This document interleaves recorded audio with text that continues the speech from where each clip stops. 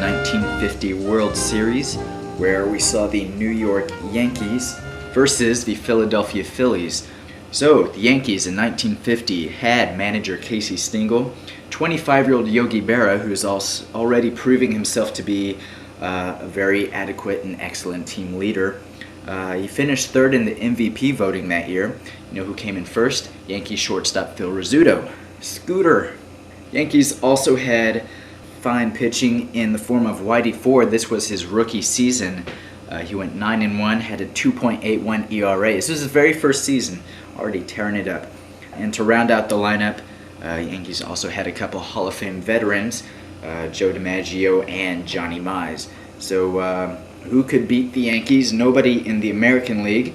Phillies, on the other hand, couldn't really compete offensively, but they had decent pitching led by Robin Roberts, only 23 years old. He was a 20-game winner, and he was also buffered from behind by closer Jim Constantine, who pitched in 74 games that year and had a 2.66 ERA, which is completely amazing.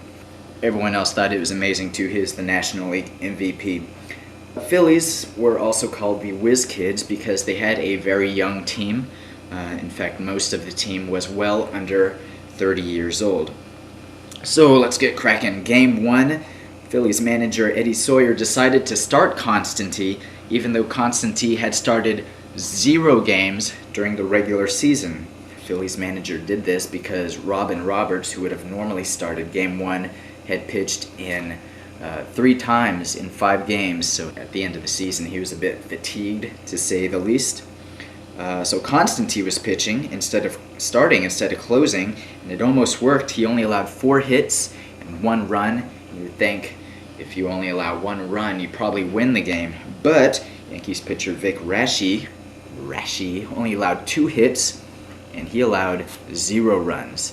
So, you know, he was pretty much amazing. Yankees win Game 1.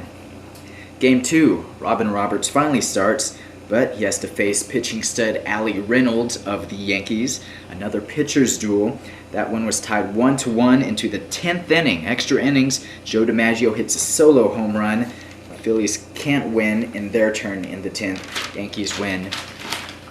They lead the series 2-0. Game 3, Phillies pitcher Ken Heitzelman. He was doing pretty good, 2-1 lead into the 8th inning, and then he walked the bases loaded.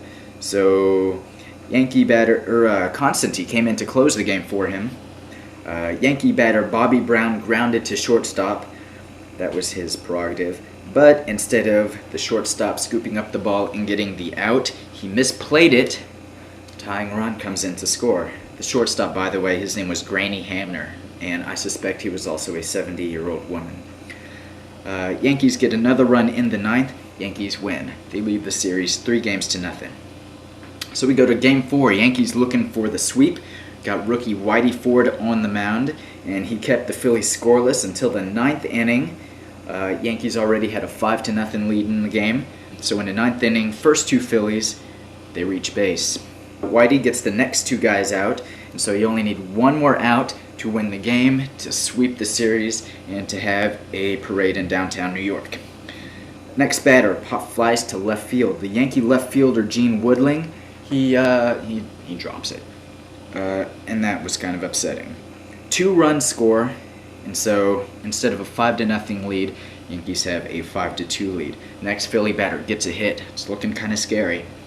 Casey Stengel, he takes out Whitey. He brings in Allie Reynolds to close the game.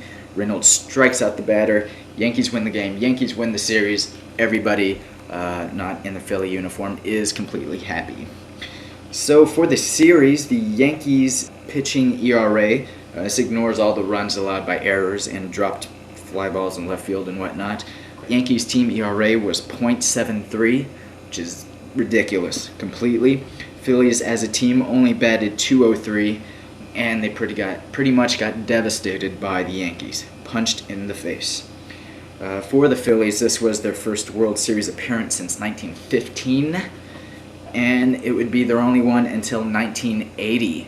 So Philadelphia pretty much blew it. But to be fair, they held off the Yankees pretty good, but in the end, New York once again had a winning team. So that there was the 1950 World Series. So I'll see you later. Remember to spay and neuter your pets.